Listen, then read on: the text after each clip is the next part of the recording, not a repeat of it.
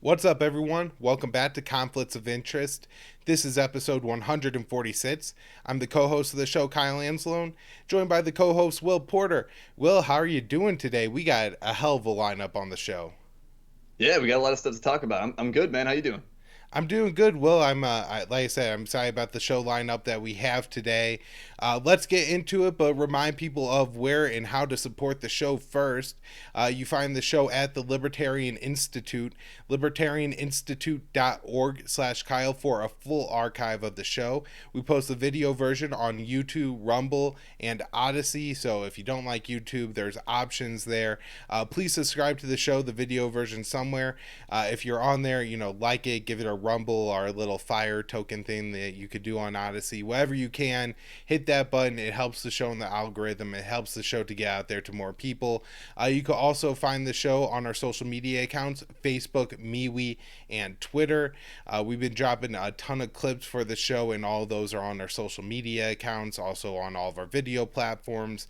We also take donations for the show. Patreon, Subscribestar are the ways to set up recurring donations. If you'd like to do something in crypto, you can either hit me up or find the Bitcoin wallet address in the show notes page anywhere you can listen to the show. And last, Will, people could support the show and get themselves some great CBD products by getting their CBD at Paloma Verde. The URL is palomaverdecbd.com, and they sell a wide variety of high quality CBD products. Will, the past weeks I've been talking all about their topicals, but I know that you like some of the ones that you can intake. So the soft gels and the tinctures. Tell us about those and what you like. Yeah, man, they have a couple different formulations with the soft gels. They have the curcumin. I think that helps with people with inflammation. And they have my favorites, the melatonin soft gels. They actually just put out a new formulation of that. It's great. Helps me with my insomnia and, winding down at night. But then also, yes, they do have like the oil tinctures that have, I think, the highest dose of CBD you can get there. So if any of that stuff sounds interesting, definitely check out palomaverdecbd.com. They've got lab results, they've got educational resources, and use the promo code PEACE to get 25% off your order of $75 or more. But yeah, I think so just to get into our stories here, I think the first one, there's been such a push against, disinformation and hate speech, and there's been all these like fact checking initiatives. And Twitter, I'm actually sort of surprised this hadn't happened earlier. Like, I think they had rolled out some misinformation drives or some fact checking drives. But now Twitter is partnering with two major news wires, the Associated Press and Reuters, to start, fact checking what they consider to be disinformation. So, yeah, tell us about that. I know Twitter just put out this announcement last week.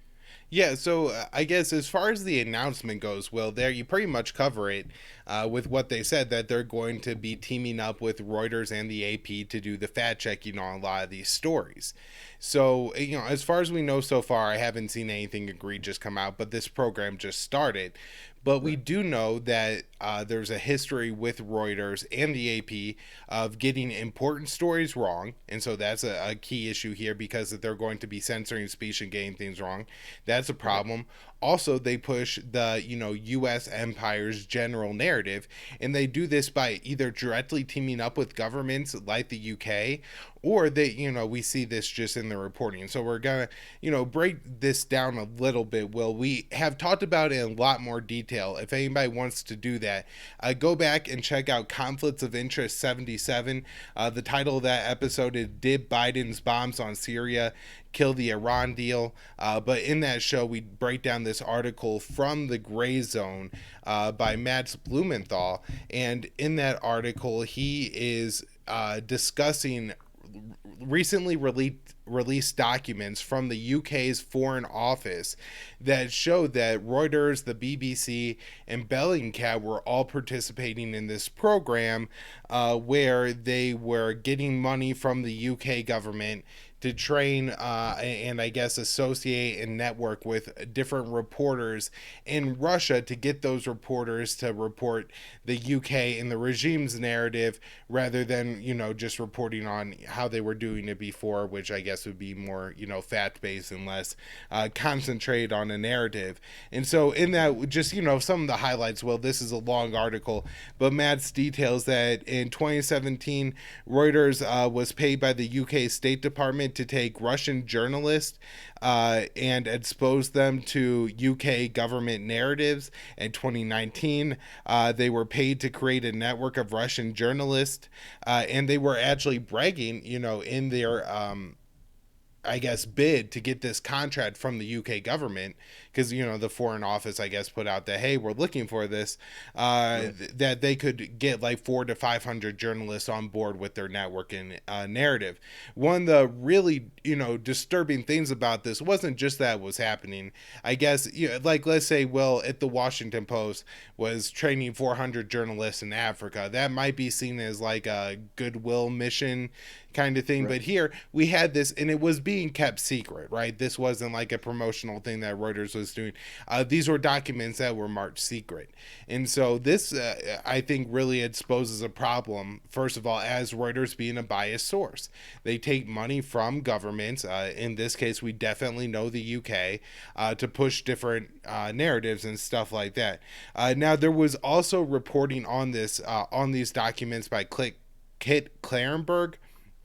Yeah. And in his documents, he says that the UK was specifically, Reuters was specifically setting up stuff in Egypt, Myanmar, and Zimbabwe. So, Will, I don't know if you have anything else from, these particular articles, but just to recall that, these are pushing the regime change narrative. And like when Facebook teamed up with the Atlantic Council, while Reuters is maybe seems like a little bit more of a less biased source, in a lot of ways it is. When you're Right. judging by scale of the Atlantic to Reuters is quite a bit better, but it is problematic. So anything on this before I get into some of the stories that, we kind of see them pushing the regime narrative on? Yeah, I would just say it is interesting. Like, Reuters and AP, like they do kind of portray themselves, and there is a sort of general perception that they are the more credible news wires. And, as you said, they kind of are in many cases. Reuters, I think, I read their reporting a lot. I rely on their reporting sometimes, I think, too, on their news wires and stuff. But yeah, it is interesting to see and how some of these documents get leaked, showing sort of their shady relationships with governments and their willingness to sort of push these narratives that are formulated by governments that, would sort of lead you to believe they're not exactly the objective newswire they portray themselves to be. Right. And so, Will, one of the reasons that I think me and you are both able to rely on the Reuters or the AP Newswire is because if you know how to read them and how they like insert their bias, you could get good Right. news coverage from those sites. And so, I got a couple examples here, just really quick things. One of the things that the Reuters loves to do, well, for I guess the first about 5 years of this war, is anytime that they would write about anything going on in Yemen, if it was, the Saudis bombing a bunch of Yemeni children or something like that, everything was always written as the Houthis are an Iranian bad group. And Right. so this was used to portray the issue as a larger proxy war in the Middle East, to the point, well, where I knew some people at the time, I was working my day job, and this guy who was listening to NPR, and he would kind of just offhandedly mention to me that, this is a proxy war in the Middle East. And they even write that this is widely seen as a proxy conflict, between Saudi Arabia and Iran. And that makes it less of a humanitarian issue the U.S. should be worried about. This is, less of a U.S. issue. This is more of a wider Middle East conflict issue. And if we happen to be involved on the side of the Saudis, it's only so we're checking the power of Iran, which really misrepresents what's happening in Yemen. And so I noticed it was very interesting, well, recently, because I think people are pushing back on that. Like, and even, Obama admitted in 2016. So again, Reuters is like 4 years later, so on this change that, look, the Houthis aren't taking orders from Iran. I think it was Joe Hilterman who wrote a great article titled "The Houthis Are Not Hezbollah," and how the Houthis have a lot more of their own interests. And even I don't think Hezbollah is necessarily a proxy of Iran, but as far as, governments with ties and, that are able to be influenced by Iran, the Houthis are at pretty low on that list, actually. And so, it's a real misrepresentation. But now, they've changed the wording a little bit, Will. But as you can see here in the very first sentence, the chief negotiator for Yemen's Iran-lined Houthi movement. And so, even though it's slightly more accurate in this case, because the Houthis are vaguely allied with Iran. They do get support from Iran. They've had talks from Iran. Again, they haven't listened to all the advice they've gotten from Iran. But at the same time, we can't really say, well, they're not allied with Iran. But if you address, in the very first sentence, it's all about the framing. You know why? Yeah. Because the article is actually interesting that you actually get into, and they break down in the article that the Houthis are unwilling to meet with the new UN envoy to Yemen until the envoy, makes it clear that there's a changing position on what is offered. So, the Houthis know that what's currently offered they don't want. And so it doesn't matter who offers it to them. If you're not selling them something they're buying, they're not going to buy it. And so they say, no, we're not going to meet with a new representative. And, that seems like a somewhat reasonable position. But again, most people don't read the whole article to get all that nuance. And they framed it right in the first thing as this is an Iranian allied group. Now, something else we have seen this from the AP is just reporting something incorrectly. On February 2nd, they reported that the Washington Free Beacon was the group, agency, organization that funded the Steele dossier, and this gave it more credibility because it was like a conservative Washington group. And so if this came from the Washington Free Beacon, then it's like it coming from Fox News versus coming from MSNBC. It turns out that this is funded by the Democrats and came is just political opposition research. And while this isn't the biggest lie of the Russiagate scandal, because there's probably 15 or more that were bigger than this one, it does show that these are biased sources, and well, they almost always are biased in favor of the empire, like we just saw with that example. Now, the other thing that happens is they, when you're going to look at fact checking and censoring, I think one of the really nefarious things is that they only fact check and really pay attention to one side of the narrative. And so, like, if it's something with COVID, if somebody is pushing information that, let's say somebody's actually saying something false, like if you're on your deathbed and you take pill X, it's gonna save your life. Like, that's misinformation, right? But people can post things like the vaccine works 100% of the time, and that's not labeled. And so that I think that's one issue you're gonna have. And so if we look at the reporting from Reuters on issues like Israel Palestine, they always get into this false equivalency, and they always really play up when like an Israeli or there's any kind of Palestinian aggression they could point to. But I want to look at the coverage of a recent event that I think me and you talked about on the show last week, Will, where there were 4 Israelis that were killed over the course, or Palestinians, excuse me, that were killed over the course of a week by the Israeli forces. But one in particular of those events was a Palestinian boy was killed. Well, first of all, it seems like the Israeli soldiers actually went and dug up a grave of a Palestinian girl that morning, and then that day they shot a 12 and killed a 12-year-old Palestinian boy when he was in the car with his father. And then after that, the next day at that boy's funeral, they shot and killed one of the mourners that was at the funeral. And they just say, that clashes broke out. But, Will, let's be real here. If this was anybody else's funeral and the organization, the militant organization that killed that person showed up and killed another person, that would be a major story, not just a little 2-minute write-up that flatly states the position of the IDF, doesn't have any witness, like, statements hardly or anything like that, just kind of like, oh, it happened, and they quickly move on. And so I think we're going to see very quickly that if, Reuters and AP are into censoring, they're going to be very quick to pull the trigger on anything that smears Russia, smears China, that is pro-Israel, anti-Palestine.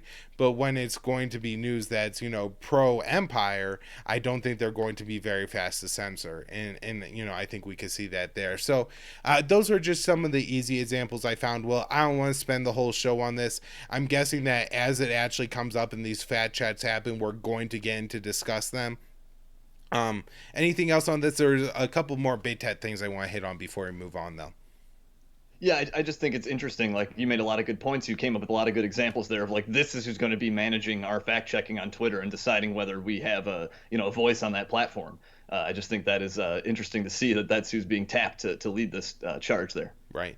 And I want to make it clear that I would be opposed to this policy even if they pit me and Will, who would get to, fact Right. check everything. Like, I think that the solution is conversation, not censorship. So, just a Yeah. couple other interesting things, really quick, Will. First is Apple's, this from EFF, Apple's plan to think different about encryption opens backdoor to your private life. And what this article breaks down is a new announcement by Apple that they're going to be scanning all images that are uploaded to the iCloud and also images that are on the accounts of identified minors. And if you're uploading to the iCloud and an image is scanned and identified by their software as matching an image in the, what's it called, the child sexual abuse um, and abuse material. So, and then this is run by the National Center for Missing and Exploited Children. And so they're going to run it through this database, and if it hits something positive, they're going to notify the police. Well, while at one time I'm, not against companies having policies that protect children, especially from like sexual exploitation and the worst kinds of things that could happen to children. Them partnering with the government, with this being an AI system, seems a little bit troubling to me. And then also, my concern is that they're going to start off and they're going to say, well, we're doing it for children, right? We're going to do it to protect the children. But then terrorism seems like a pretty other reasonable thing to monitor for. And so we're going to, flag anybody who uploads Nazi pictures, stuff like that. This could just turn into a very wide list very quickly, which I think is concerning, and just how wide reaching this is, and that it pairs with the government, especially when not that there is really maybe a legitimate reason to have any of these images on your phone, but I could see people maybe, like, let's say you come across something that you believe is inappropriate, some kind of abuse of a child. How do you report that? And then submit the evidence, right? Like, that's kind of a complicated thing. And I could see, Right. especially the way this is going to work with the way American police work, right? They're going to get a notification that so and so had child porn on their phone. And so then the police are hunting a child pornographer. And rather than, knocking on the door and figuring out what's going on and verifying maybe that this person legitimately saw something online that shouldn't be there and used, took the evidence and reported to the correct authorities, did nothing wrong, all that could be easily verified. But rather, they're going to go surround the person's car. When they put the car in drive, they're going to shoot them or something crazy like that. And so I think there's a lot of problems with this kind of policy where everything gets reported to the police so quickly, especially when I'm guessing there's going to be a lot of AI mishaps where people are wrongly identified. Yeah. It's not illegal to upload pornography. It's illegal and wrong to upload child pornography. But at some point I could see these things being misidentified by these systems. So, Will, I don't know anything else on this. And then just to clarify, I believe when the account is identified for the minor, Apple is scanning for any pornography and then notifying the parents when it shows up. I don't know if it's just the child pornography. I think it might be any pornography.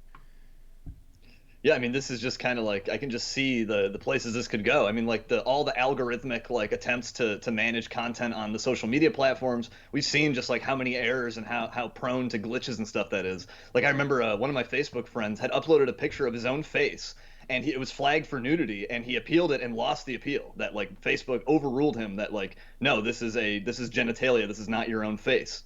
And so, I mean, if imagine then if Facebook was then linked up to the cops and would call the cops automatically on you on the basis of those kind of terrible decisions, like I could just see a lot of terrible things coming from this kind of thing. If AI is indeed going to be running it, I mean, it'd be bad enough if it were just like individuals trying to do these things and flag it. But if it's an AI program, I can just see like thousands of cases of false reports. Right. And then I think once you kind of create this system, as I said before, it's going to breed and spread and Right. start to do things that aren't just monitoring children. And, as we see with the current censorship and limitations that we have during our conversation, I mean, hell, if I write in my news roundup, if I were to write something like Joe Biden says you should get the COVID vaccine, just, factual information that happens. Anytime I Yeah. mention COVID in any of my news roundups, this thing comes up when you try to share it. And for people that aren't watching, just listening, it says more about this post. It says this post mentions COVID-19. For more Yeah. information, go here. It mentions that the post came from the Libertarian Institute and when the Libertarian Institute was up, and then mentions the first day of the post. And it requires a two-step verification to share any of my news roundups because of this. I've never seen this on Yeah. anyone else's post. Even people who like post far more, not even to say wrong, but maybe things that skeptics put forward on COVID, don't get these Yeah. kind of flags when they try to share their thing. And most of the time in my news roundup, like the most recent time I saw it come up was when I just mentioned in the story that, hey, Fox News, CNN are reporting that General Austin was going to announced last week that they were going to make the COVID vaccine mandatory for the military. So, Will, I find this all very interesting. And I guess before we move on to talk a little bit more about the COVID mandates, I did notice just on the big tech censorship end that more and more mainstream sites are being banned, and this is exactly what people warned would happen when they started banning Alex Jones. We now have Sky News Yeah. Australia, which I think is like their conservative-esque media. Maybe a Yeah. conservative of Australia would disagree with that characterization, but I think being called the Fox News of Australia is about a general way to describe what this is, and they Yeah. actually It's were Murdoch. banned for a week for they got their first COVID strike for misinformation. It wasn't exactly clear like what the exact wording was that they violated. The perceived violation didn't. You know what? I don't want to comment too much on it, Will, because I get it. So I'll probably get this video taken down. Um, Yeah. but let's move on and talk about the COVID mandates in particular, because those are starting to be rolled out this week. This was something we were warning about on the show months ago, Will. And Yeah. while it looked like for a time that the government was maybe backing off, you came on the show and talked about, hey, they're actually they're teaming up with the government. These private companies are teaming up with the government to develop these things. And so now we're actually seeing them be rolled out.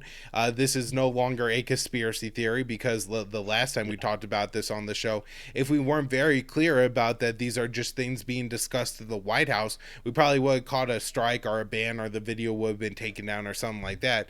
But talk about what's actually happening in New York City.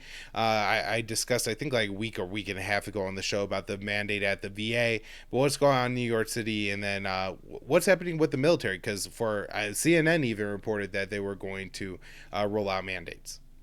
Yeah, sure, sure. I'll get to all that, but I think yeah, New York City I think is a big deal. They are the first city in the U.S. now to roll out a full-fledged vaccine passport, where you have to prove that you got the shot to enter a ton of public places, like any indoor entertainment venues, bars and restaurants, as well as gyms and like fitness places. And this applies too to all the employees of those places as well. So not only the customers or patrons or whatever. And the mayor, Bill de Blasio, announced this last week, and they are calling this the key to NYC pass. And the way that he's kind of framing it and presenting it is that, like, without the vaccine, you'll be locked out of New York. Like, you won't be able to do all these great things in the city And if you you're don't have the not jab. really stretching that. He said that this is a key to a city, and basically said, if you want to participate in if you want to participate in our society fully, you have to get vaccinated. Yep, absolutely. Yeah, I'm not overstating that. And like I said, they literally called it the key to NYC pass. So like that is their wording and their framing.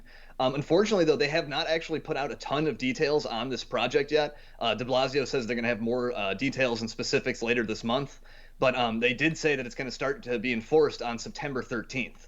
And in the press release from the city government, they did say they'll be doing inspections to make sure that businesses are complying with this. And New York had tried all these different incentives and stuff to try to get people to get vaccinated. They were even handing out cash, I think, at one point, or they may still be.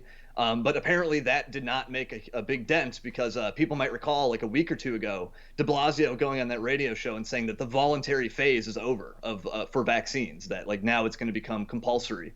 And since then, they have mandated the vaccine for healthcare workers.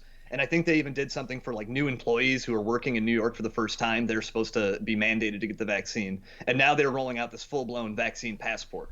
Now, I was reading about it. And one good thing here is like the app that they're going to use to do this apparently is already out. And I think it's just like a basic like photo storage program. Like there was a couple write-ups on this. There were some tech people talking about this, and they're saying that like at the moment it does not have any way to actually check what you're uploading into it. So like I saw some people showing how they got it to accept a picture of Mickey Mouse or a restaurant menu or just like random stuff, and the app thinks that that's valid. So apparently people can just put anything into this, and it's going to now be up to businesses to like make sure that they are actually showing proof that they were vaccinated. But the whole thing sounds kind of easy to game. Like you could upload someone else's card or a fake one, and there's nothing in this app that's going to like actually attempt to verify that and say whether this is real. And like I think too, when you're doing it through a photo rather than like a physical card or document or something, it's probably easier to fake as well. So there is that. I am a little worried that the city government will realize that at some point and decide that like no, of actually this app has to be linked up to your official like health information, because that would be like a good way to close that loophole and enforce the policy and keep people from gaming it like that. But at least for now, it does seem like the thing is pretty flimsy and easy to get around based on just like the app that they're using for it. Unfortunately, though, I do think New York. Just wanted so quick. I just wanted to note that this past week I saw on the BBC that kids in the UK had figured out they could cheat the COVID test by like swabbing them in. It seems like things maybe that are acidic. I think they said orange juice and soda. I don't know what exactly it is that's setting off. It could be the sugar too. But that's kind of interesting that you see so much gaming of the system and stuff like that. But was there an announcement about exemptions? Because people do have religious exemptions, and I'm guessing that would apply in New York City. There are probably some people who are very devout evangelicals of any faith that don't comply to traditional medicine and want to take the vaccine for that reason. There are also philosophical objections to taking most vaccines. I'm not sure about this particular vaccine, but I know that there's some vaccines that like certain vegans have opted out of because they use some kind of other animal thing. And then there are other places that have medical exemptions. And so I'm aware of people who have chronic illnesses and are concerned that because it's well managed now that they may have a flare up if they get, not saying that's going to happen, I'm just saying that's concern that people do have. And if you look at, I believe the drummer from, was it The Offspring, recently said that it was consultations with his doctor that advised him not to get so he would seemingly, if he's we're saying accurately, him and his doctor discussed this and his doctor said you should pass on it, his doctor would then write him a note. Would that get him an exemption, or what are we looking at here? Yeah, I expect they're going to, release some of these details when they come out with more of the specifics later this month. However, I don't imagine that they're going to roll out many exemptions for like philosophical or religious exemptions, because if you see how the city government in New York has responded to the like Orthodox Jewish community, because they've been one of the major like opponents to a lot of the mandates and mask mandates and closures of playgrounds and all this stuff. Like there were rabbis going around cutting locks off of gates like that the city government put on there. So I highly doubt the city government's going to care much about like these religious or philosophical exemptions. But yeah, they may, they're going to certainly have to make exemptions for 12-year-old or kids who are younger than 12, because none of the vaccines are currently approved for kids younger than 12, even on an emergency basis. And so certainly they're going to have to make some provisions for people with, for young children. And I would think for people with some kind of, health conditions that prevent them from getting these vaccines. Because yes, the people who are like, certain people who have issues with their immune system or something, they might not be able to get some of these vaccines. So yeah, you would think that they're going to do some of that, but no, I don't think they've actually put out those details yet. Okay. What else do we have? Should we move on to the Pentagon? Oh no, yeah, I just wanted to say, like, I think New York could be like sort of a sign of things to come for elsewhere in the country. Because I think as everyone has heard at this point, they've been going nuts lately about this Delta variant. the COVID mutation that's supposedly more transmissible or more contagious. But like we've just been hearing about that nonstop these last few weeks. It almost is as if we're like back at the beginning of the pandemic again. We've seen all these states and cities and counties reinstating mask mandates and other restrictions. New York City has this passport. Los Angeles, I know, is talking about doing a similar thing. I think some other places have also floated that idea. And now, even as you're saying, the federal government is even starting to toy with some of this stuff, even though they mostly hadn't done much of this throughout the earlier worst phases of the pandemic. The feds had not issued a lot of mandates. But Biden recently mandated vaccines for all employees at the federal agencies, like at the departments and stuff. And now the Pentagon is also talking about making it compulsory for all 1.3 million active duty troops. Now it is weird. There were reports last week that like this announcement was supposed to come on Friday, but the last I checked, there has not been an announcement for this yet. I believe Biden has to give some kind of presidential waiver to do this because none of the vaccines that are currently approved, I think that's Pfizer, Moderna, and Johnson & Johnson, those are all just approved on an emergency basis. And I think in order to mandate them for the troops, the White House has to give some kind of waiver for that. As far as I know, that has not happened yet. But I do know that Biden's Department of Justice has they've had their lawyers look at this stuff, and they've decided that like these mandates aren't illegal. Like the federal government can do this kind of thing. And so you are hearing more and more about that. And actually, just the other day, you had the CDC director, Rochelle Walensky.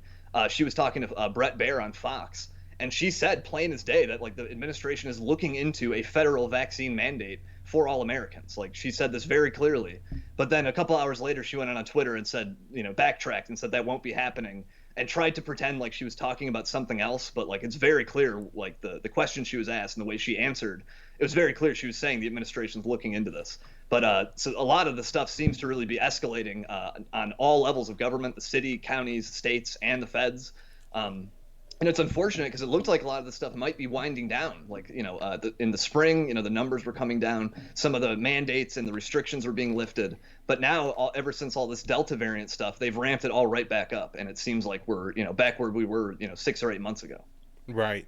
Yeah. So I guess that's one of the interesting things that's different between now and 6 to 8 months ago, though, Will, is 6 to 8 months ago when we were talking about this again, we were very careful of how we were talking about it because discussing it was conspiracy theory and, Right. it was pushing a false narrative that, they were, pushing these vaccines on everybody and they're going to make everyone take the vaccine. It does seem kind of crazy of how they've done almost a mission creep-esque thing where first they got everybody who wanted the vaccine and then they incentivized people with money or social pressure, and now it seems like they're taking this step, I guess hoping that they maybe have a critical mass of people that either are down for the mandates or who already have it and who they assumed won't fight any more mandates. But this seems like it has to run into some human rights issues, Will, especially when we look at this situation in Pennsylvania, where Pennsylvania halted visits to its unvaccinated inmates. Nearly 8,000 inmates in Pennsylvania state prisons, about 1 in 5, are not vaccinated, and they will no longer be allowed to have in-person visits. Now, I didn't go through and read the international law word for word on this, Will, and I know international law doesn't apply to the U.S., and we put people in solitary confinement and torture them all the time in U.S. prisons. However, it seems like another step to deny these people the ability to see their loved ones when they're in prison, especially when a lot of these people probably don't even deserve to be there. And so this is a rather disgusting move, and I'm guessing we're going to see more of this, where the people who are relying on the federal government, either because they're forced to, like prisoners, or people in the military who, can't leave their jobs right away, like by contract, you sign up for the military, it's not like taking a job at your local gas station where you want to walk off in the middle of the shift at school. So I think that's the direction they're going to put pressure on the people that are very easy to pressure because they're relying on government resources. I wouldn't even be surprised if we see soon, Will, that maybe to get access to things like homeless shelters or government welfare benefits. Maybe you're needing the vaccine for all that stuff too. So, or you're gonna need the VATS card to get onto any government property, government building to get your welfare. You gotta go every couple months. So. It seems like there's a lot of things that could be done here to force a lot of people to take a vaccine that they may or may not want to take. And it's just, the state is leveraging the people that are, victims, or again relying on the state in our society to do that. It's kind of, again, disturbing. Yeah, yeah. I mean, I think more and more you are seeing this sort of like I've heard some people warning about this sort of a caste system emerging from this, the vaccination status, where our society is being divided into two, where certain people cannot go in certain public places because they don't have these shots. And now we are pushing into this. I know there were reports recently. I think the Times reported that Pfizer, the FDA, is expected to give their shot full FDA approval by Labor Day. And once you start getting into that territory, then then a lot of things become possible. Maybe they're going to mandate this at public schools. Like there's all kinds of things that I think could then, follow from them giving a full FDA approval. They're talking about how they think this is going to combat vaccine hesitancy. But I think pretty much whoever's drawn the line in the sand has drawn the line in the sand. And what that FDA approval will do is pave the path for more mandates, I think. And that's certainly what I think is coming down the pipe, unfortunately. All right. Anything else on COVID? No, that's all I had on that one. Is you too? That's all you had too? All right, cool. Yeah, so I think on our next story, this is kind of a funny story, I guess you could say. It's about 9/11 families, victims' families and stuff. So it's not funny in one way, but there's I think like nearly 2,000 family members of 9/11 victims, as well as first responders and survivors. They released a statement, or sort of an open letter, I guess, to President Joe Biden. And it's not, not congratulating him on his, job well done. I think they've said that he's no longer invited to any of their like memorial events or anything, particularly because he won't release certain documents related to 9/11 that could show, for example, Saudi involvement, or just whoever funded it. So yeah, tell us about this open letter that they put out. Yeah, so I mean, you pretty much nail all the details on the letter. There's not a whole lot to that, Will. The write up is 9/11 families to President Biden don't attend our memorial events. The letter is signed by 1,800 of them. And this is, remember, we're a month out from the 20th anniversary. So certainly Biden has on his schedule in the month to come here different events for, the 9/11 memorial. And so I do think this comes into play. What the families aren't saying to Biden, you're not allowed to come. What they're saying is you had to follow through on your promises. And what they're saying is that he had a pledge to declassify U.S. documents related to Saudi Arabia and the 9/11 attacks. Now, so I guess let's get into like the 28 pages in the issue here, because a few years ago the 28 pages were released. However, 28pages.org has this article, 7 unanswered questions about the 28 pages. I'm not going to break them all down on this show. If you're interested to think what might be in there, go through and look at it. But basically, what is laid out here is that there were about 70, or I think 79 redactions in that report, ranging from like if somebody, it looks like somebody's name, to entire paragraphs. And because the 28 pages didn't have some of the revelations that people expected, because of quotes from people like Walter Jones and Thomas Massey, who said things like when they read the 28 pages, it changed their whole view of U.S. foreign policy. And Massey, I believe, said that if Americans read it, that their whole view of U.S. foreign policy would be changed during that time. And so I guess I'm not expecting the documents to be released.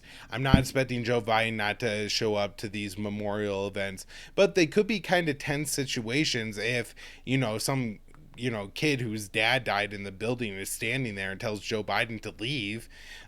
He wasn't a victim of 9/11. If his family died that day. So why exactly should, he get to go and be like the center of attention at one of these events if the other people, the actual victims, don't want him there? I think that's going to be a hurdle that Biden might have to overcome. And I don't know what's in these pages. No, nobody does. But I do think it's interesting again that people in the know, like Thomas Massey, have indicated that there's more in there, and where these redactions are, it does seem like maybe there could be some names covered up that are significant members of the Saudi royal family. But again, we don't know until those documents get redacted, and it seems like the people that would have a right to make this demand of the U.S. government would be the victims of 9/11. And one last thing to add into Will, is that it's not just a matter of they want this information to know, which I'm sure is important enough, but they want this information for their lawsuit against Saudi Arabia, because if Saudi Arabia did fund the crime that left them as victims, then they should be due recourse. And so that's another part of this to look at. Anything else on this story, Will? Yeah, and I'll just to add, like, these victims' families, they're not just like going on some weird conspiracy theory that Saudi had some involvement here. Like, the declassified 28 pages do actually show quite a bit. Like, there are redactions and they want all the answers. But like, if you read Scott Horton, the great Scott Horton's wife, actually, Larissa Alexandrovna, did an awesome analysis of the 28 pages that were declassified, what we do have, and it does show some very weird stuff, like money transfers going from Prince Bandar bin Sultan's bank account in D.C. to some of the handlers of the 9/11 hijackers. Very strange stuff there, but like it's not a smoking gun, and that's what these families are looking for is like all the information the government has, and they've not been forthcoming with it. There's been a gigantic movement to try to get them to declassify this stuff.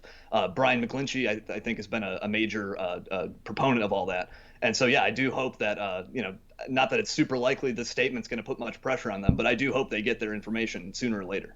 By the way, I believe Brian McGlinchey was doing 28pagesnow.org. He also has a Substat now called Stark Realities, which is fantastic and people should check out. But, Will, let's move on and talk about Afghanistan, where it's deteriorating fast for the Afghan government. I didn't think that we would really be talking about provincial capitals falling before the U.S. left on August 30th, but here we are. As of the recording of this show, 5 of them have fallen. So I'll just let you set up, Will, and start to break down what's actually happening on the ground in Afghanistan, how poorly this is going for the Afghan government. Yeah. So, last time I was on, we talked about the latest SIGAR report, the Special Inspector General for Afghan Reconstruction. He's kind of the main watchdog for the war. And in that report, they did say that the Taliban had vastly expanded their territorial control in recent months. I think they nearly doubled it just between June and July, and at that point controlled like about half of the country's 400 or so districts. But at the time when this report came out in late July, they had said that the Afghan government maintained control over all the provincial capitals and that the Taliban were staying away from those major cities. Well, as you kind of hinted at, that has very much changed in the last couple of weeks. Like we did talk about when the last time I was on, we did mention how they had recently, the Taliban had pushed into the outskirts of Lashkar Gah, the capital of Helmand province, and they were starting to threaten Kandahar city. But last week, they ended up taking 9 out of 10 districts in Lashkar Gah at one point, and they have been escalating things a lot in Kandahar. They basically have put the city under siege. So things are definitely escalating there. I saw one local police chief in Kandahar saying that the Taliban had killed 1,000 people just in like this latest offensive. And that number is probably inflated and exaggerated, but I think it does kind of highlight this increasing attacks in these cities. And Kandahar is Afghanistan's second largest city, so that is a big deal. But in addition to that, just in the last couple of days, the Taliban have also taken 5 more provincial capitals. On Friday, they overran a city called Zaranj, which is the capital of Nimraz province. And then the next day, they captured Sheberghan, which is in Jowzjan province. And then followed by 3 more cities on Sunday, Kunduz, Saripal, and Talokan. And, some of these provinces and some of these cities aren't the most important in Afghanistan for sure. Like Zaranj, I think, is fairly sparsely populated. The broader province, I think, is even fairly rural and not that important to the country. But like Kunduz, for example, is a pretty big city. Like I think it's the largest city in the northeast part of the country. And then Jowzjan, too, is pretty significant because that is the home base of Abdul Rashid Dostum, who's a major warlord, Uzbek, who's part of the Northern Alliance, which is sort of this like collection of warlords that came together to fight the Taliban, and it's been one of the main groups that the U.S. worked with after the invasion in 2001. So seeing videos of Taliban guys like running around in Dostum's palace was kind of significant. And then, as if people are watching the video version of the show, they'll see my write-up Taliban guys were seen running around Zaranj, I think, in American-made Humvees that they grabbed from the local forces that fled. So there's been a lot of activity in this last week or so. The Taliban have captured 5 of these provincial capitals. They're threatening Lashkar Gah and Kandahar city. But then they've also been pushing attacks into Kabul as well, the national capital and like the seat of the central government, which is a big deal. Last week they set off a few car bombs there. They were trying to kill the acting defense minister. They, I think, launched an attack on his house. He managed to escape, but 8 people were killed in that attack. And then a day or two later, they assassinated a high-level media official in the Afghan government. The next day, they killed an Afghan Air Force pilot, which they've been targeting a lot of them lately. I think he was like the 8th recently. And all this stuff is happening in Kabul, in the capital city. And that is kind of worrying because lately the U.S. has been dropping a lot of bombs on Afghanistan. I think the Times had reported that there were dozens of strikes in the last few weeks, because of all these Taliban gains. But also, according to the New York Times, senior officials they cited, the Pentagon is planning on asking the White House to authorize another air campaign if the Taliban seriously threatens Kabul or Kandahar in the next few months.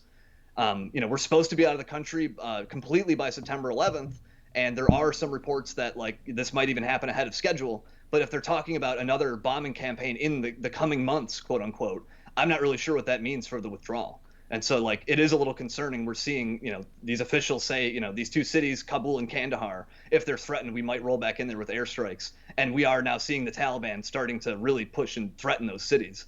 And so it does sort of put some question mark on, like, what will happen of the withdrawal, what will come of the withdrawal. Will they launch these airstrikes they're talking about from outside of Afghanistan? Like, that seems possible. I know Biden's talked about this over the horizon capability and stuff. But that is kind of concerning for me, seeing these pushes into these major cities. Yeah. So, Will, thanks so much for updating everything going on the ground in Afghanistan.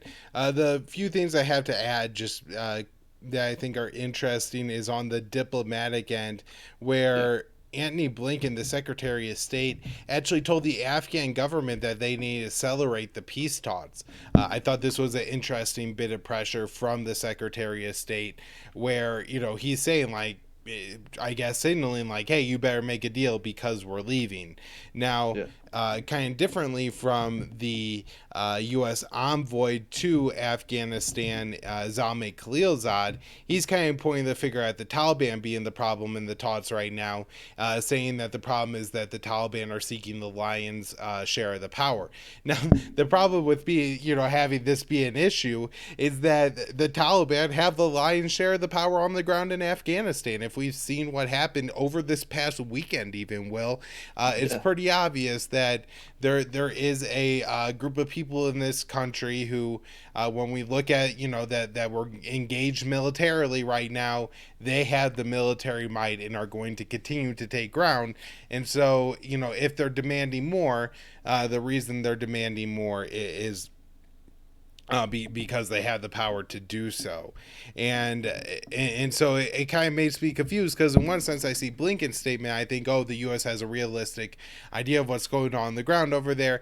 Then you see from Khalilzad, and you think that, oh, they really think that the Taliban need to negotiate with the Afghan government, and that's all important. Now, I guess one of the things I'm seeing that's really important here, Will, is the portrayal of what's happened in Afghanistan, really over the past year and a half, but specifically over the past couple of months, where the U.S. was supposed to be out by May 1st, and so by the 2020 agreement signed between the U.S. and the Taliban, on May 2nd, the U.S. is violating the agreement. However, they've also carried out pretty heavy airstrikes against the Taliban right now, when the Taliban are not targeting U.S. forces. We've seen this most around the city of Lashkar Gah, but we've seen it in other areas of Afghanistan, and we've seen it throughout the past year.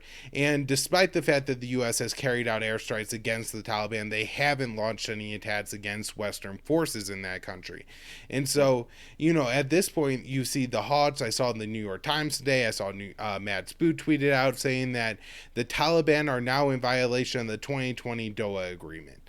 And it's just such a misleading statement. It may be kind of technically true. I think in the agreement they said they weren't going to attack the provincial capitals. But the U.S. has broken the agreement several times. It's like, pointing the finger at Iran right now, saying you're violating the agreement by enriching uranium to 5 or 20%.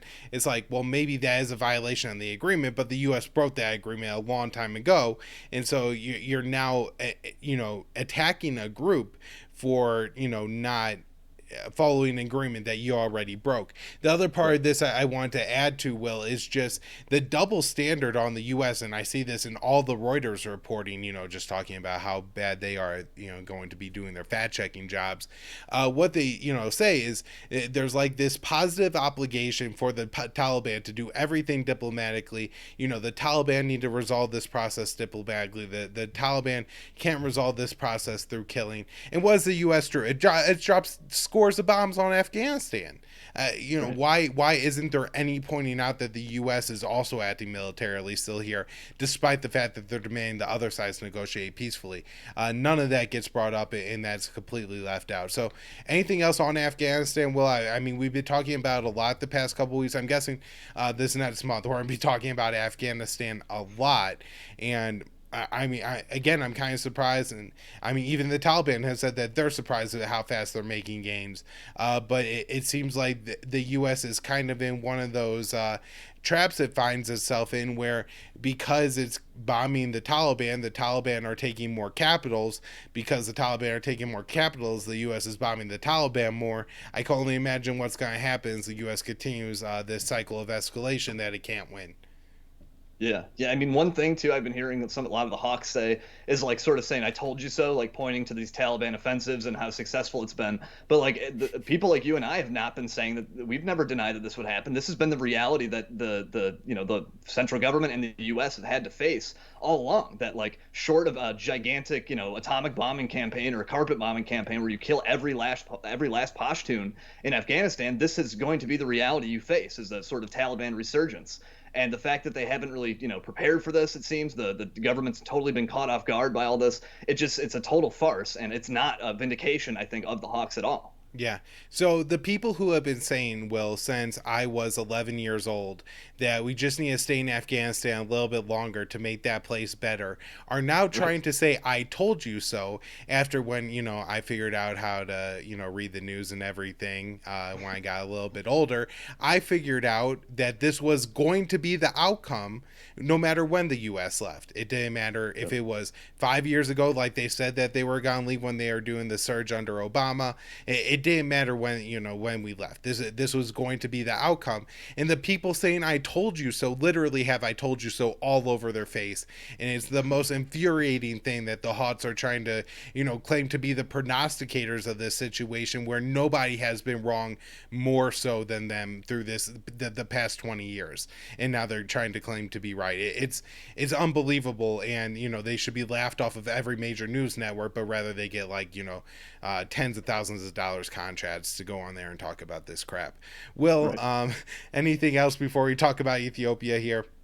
No, yeah, I know you had some updates on Ethiopia. There's the conflict between the government and the rebels in Tigray is still going on. I think there's been some developments with that over the last week. But then also, I think Samantha Power, the very hawkish former UN ambassador and the current head of the USAID, the Agency for International Development, I think she recently visited Ethiopia as well as Sudan, and I think she had some things that you wanted to comment on. So yeah, start wherever you want with that stuff.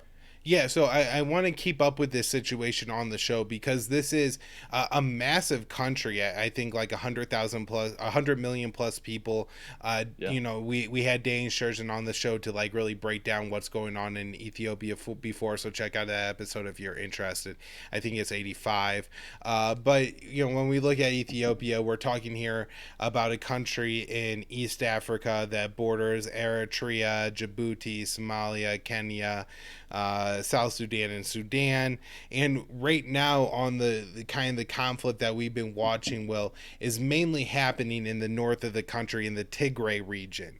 So last November, the government invaded Tigray, overthrew the regional government, and defeated, I think the acronym is the TPLF, the Yes. Tigray People's Liberation Force. And since November, apparently they've been fighting an insurgency, and we didn't hear a lot of news out of this, Will, until I would say like 2 months ago when the government declared a ceasefire and that they were withdrawing. But it seems Yeah. a little bit more like they got chased out of Tigray than they voluntarily left. And since the government declared its ceasefire, the Tigray region, so people looking at the map could see that these are the two regions of Ethiopia that border Tigray, Amara and Afar, that the TPLF has invaded and has made substantial gains in at least the Amara region. For anybody looking at the map, there is a ancient site where there's like these churches that are carved into the ground. It's really crazy. You should look it up. It's a UN World Heritage Site. That place is almost like to central Ethiopia. And so, they've made gains hundreds of kilometers outside of the Tigray region at the very least. And it's unclear exactly of what's happening on the ground. From the reports that we do get from the conflicting sides, the Ethiopian government is telling the Tigray and their force that they need to withdraw back. The Tigray force is saying that they need to maintain their gains and I guess make more because the central government is cutting them off. And the UN is warning that there is like 2 million people on the brink of famine, and there's I think about 6 million people that live in that region, including a lot of children. This seems like a real ass big problem.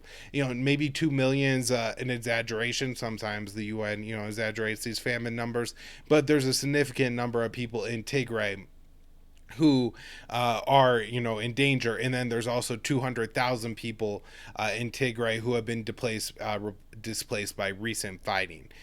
There's reports and allegations of war crimes on both sides. Seems like somewhat credibly that the people of Tigray, the TPLF, has now carried out some crimes against the people of Afar and Amara, and that those ethnic militias were involved with the Ethiopian government's initial invasion of Tigray, and so there's probably retribution going on both sides now. I did want to note, just referring back to the map here, Will, real quick, is that there's a region of Ethiopia that also borders the Afar region, does not border Tigray, but then it borders Somalia. It's called the Somali region of Ethiopia, and there was reports of ethnic militias from Afar carrying out atrocities there too, and so as you can see, there's a lot going on in Tigray.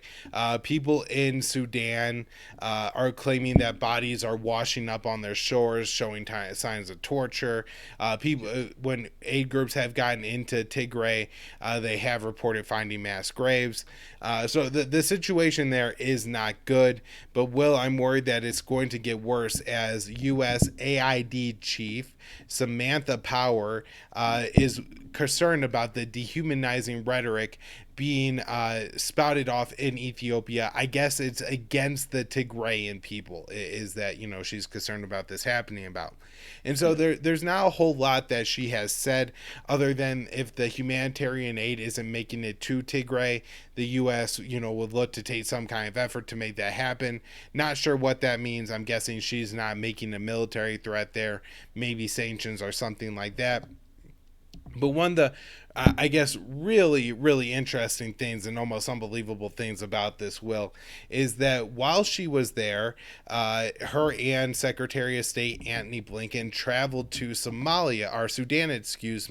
where both of them touted the U.S.'s success in that country. Both of these people were a part of the Obama administration, and while I'm not going to get into the whole formation of South Sudan, that was a major initiative under the Obama administration to split South Sudan from Sudan, as I guess being one of the ways that there was success, or one of the ways to solve the problems with the Darfur and every what legitimate catastrophes that were going on in that region. Although they had nothing to do with the U.S., we inserted ourselves and got involved.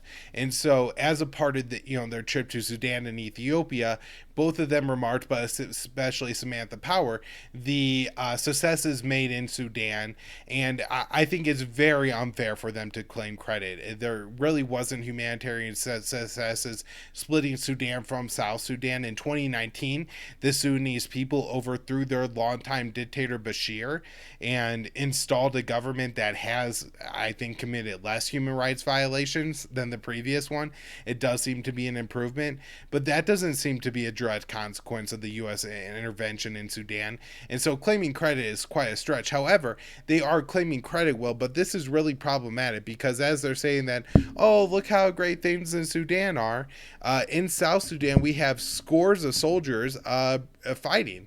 And so when particularly they're claiming success in Sudan, you have to realize that they're talking about Sudan and South Sudan because when they broke the countries in two, they're still to be for it to be successful, there has to be success in both countries, and there hasn't been anything like near success stability. There's still major clashes and ethnic killing bouts, hundreds killed at a time in South Sudan, and so this is almost like a teacher bragging about how great and how much she controls the classroom, and then the kids are making fun of her behind her back or something. Like, you actually have a catastrophe going on in South Sudan, and Samantha Powers is claiming credit for how good Sudan is and then looking to apply that model to Ethiopia when there's still ethnic killings and fighting and civil war going on in South Sudan. It's a crazy thing to watch happen, and again, it's infuriating to see.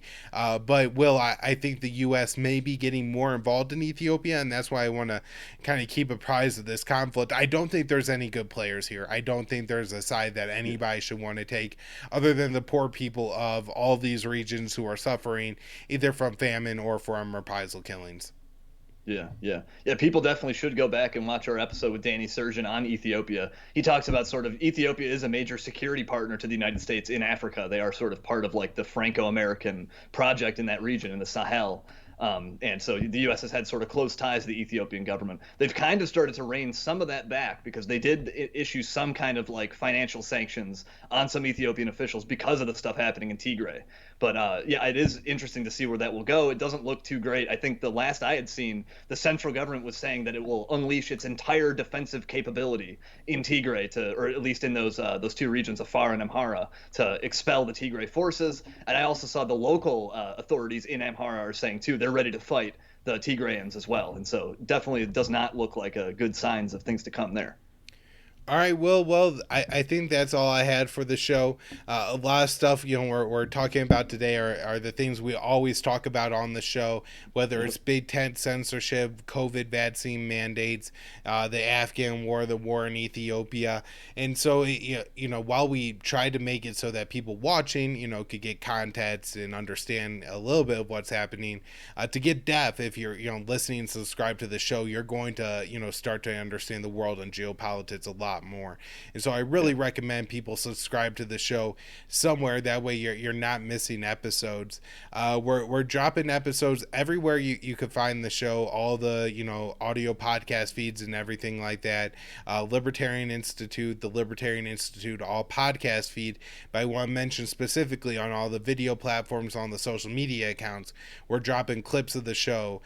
So rather than having a whole show about Afghanistan, Ethiopia, and all this, we have clips of just Afghanistan, just Ethiopia, and people have said that makes the content a lot more shareable. I've noticed a lot more people sharing the content. It's helping get the show out there, more listeners, where I new subscribers, new followers, and all that because of it. So check out all that content, and then if you're liking the show, it takes a lot of time and effort to produce all of that, but this is what me and Will want to do. And so if you could support the show financially, we appreciate that, either through crypto or fiat. Again, you can hit me up if you want to donate cryptos, or the Bitcoin addresses in the show notes page, Patreon and Subscribestar. The links to everything are everywhere you could listen to the show. Will is at the Will Porter on Twitter. I'm at Kyle Ansloan _ Definitely follow Will.